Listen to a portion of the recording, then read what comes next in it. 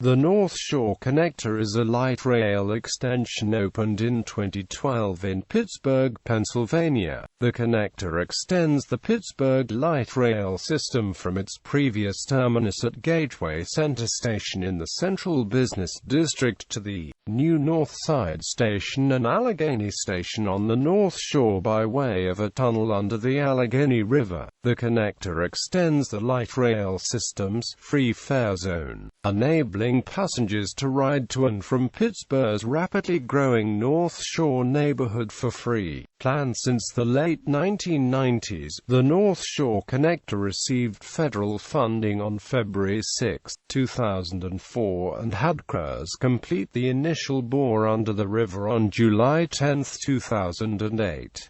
The connector had a soft opening on Friday, March 23, 2012, with regular service beginning March 25, 2012. The final cost of the project was $523.4 million.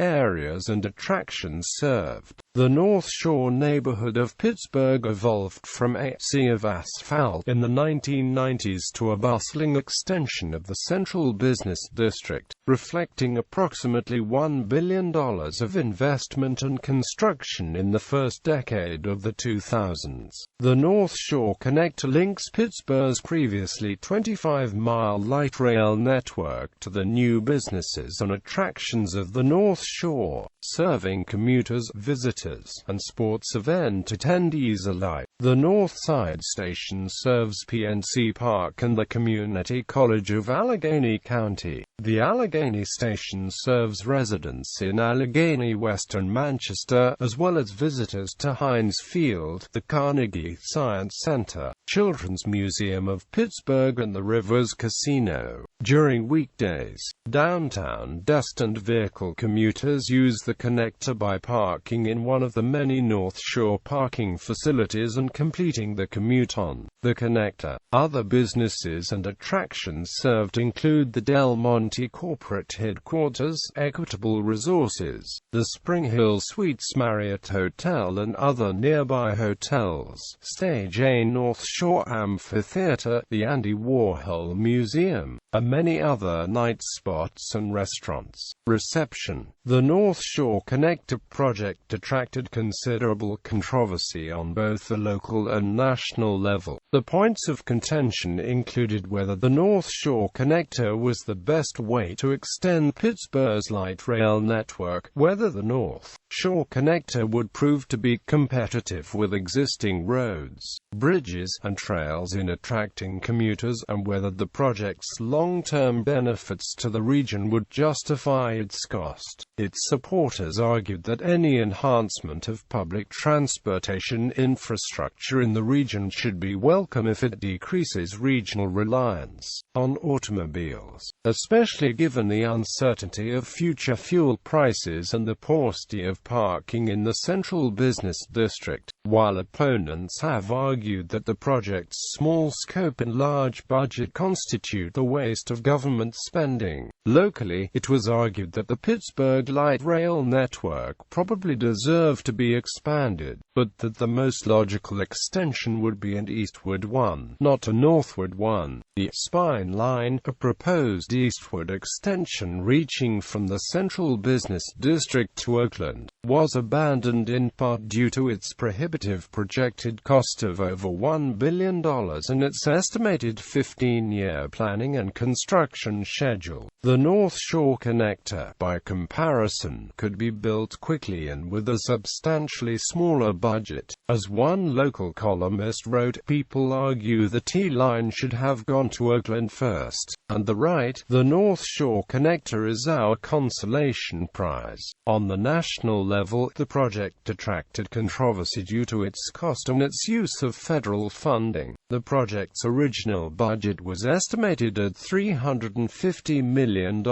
but it increased to $435 million by 2006, and to more than $550 million by 2009, later revised down to $528.8 million in 2010.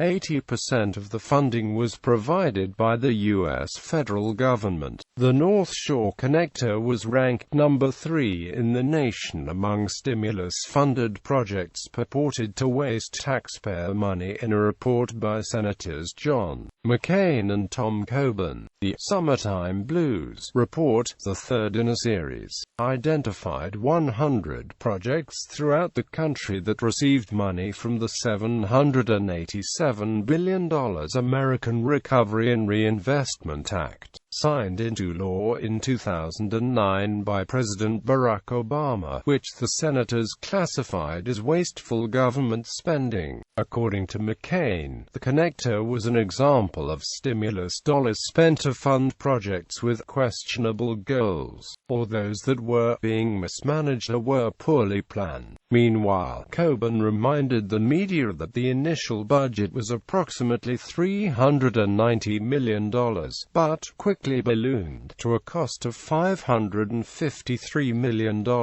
In 2009, then-Governor Ed Rendell, a Democrat, called the tunnel a tragic mistake and expressed his wish that the project had never been started. He further stated his belief that the money given to the state from the American Recovery and Reinvestment Act should have been applied to the transportation needs of the state in a more beneficial fashion. Supporters of the North Shore Connector argued that the stimulus funds provided stability to the local construction industry while enhancing the public transportation infrastructure of the city, and one columnist noted that if the federal government didn't build here, it would have built something equally expensive somewhere else. Indeed, the federal government itself has been criticized heavily for its role in western Pennsylvania's transportation funding situation. In 2010, it forbade the state's plan for a balanced transportation budget, which would have involved converting Interstate 80 into a toll road. The killed plan would have accounted not only for transit budgets, but also for funding of significant road and bridge infrastructure, which will now face an additional 5,200 Pittsburgh area cars because of the federally forced transit cuts, according to one analyst. In 2010, the Pittsburgh Tribune-Review expressed its opposition to the North Shore project, noting that there were already 4 bridges capable of transporting people from the downtown area to the city's North Shore and North Side. The Tribune-Review further stated that PNC Park is already accessible to Pittsburgh Pirates fans via the Roberto Clemente Bridge, while the Pittsburgh Steelers have sold out Heinz Field for years without the project's help.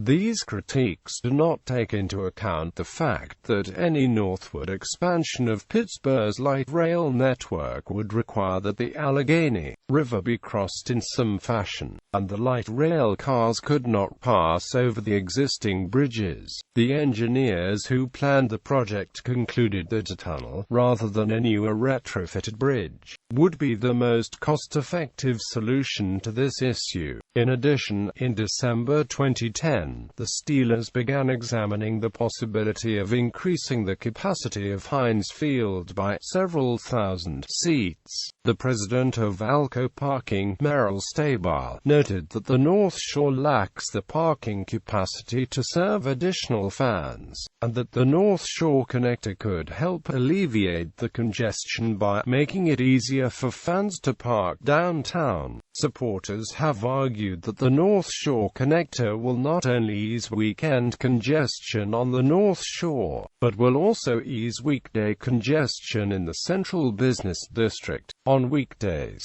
commuters will be able to ride the light rail from the North Shore to the Central Business District by parking in one of the underutilized parking lots garages of the North Shore. Buses serving the region north of Pittsburgh could make terminal stops at the North Shore light rail stations rather than driving into the Central Business District. further decreasing congestion on the city streets, a gift to all rush hour commuters, better enhancing the North Shore Connector's ability to attract commuters was a 3-year deal sponsored by the Pittsburgh Steelers, the Rivers Casino, Alco Parking, and the Pittsburgh Stadium Authority to make rides between the North Shore and the Central Business District completely free. One positive aspect of the project highlighted by its supporters is that it makes any future northward expansions of the light rail network significantly easier because the problem of crossing the Allegheny River has already been solved. More generally, the project reflects a regional commitment not to neglect public transportation infrastructure in favor of a purely automobile-based transportation system, with one columnist noting that light rail line that stretches from the South Hills to the north side is going to look much better when gas shoots back over $4 a gallon. Regions that offer residents varied transportation options will be the ones that succeed in this century.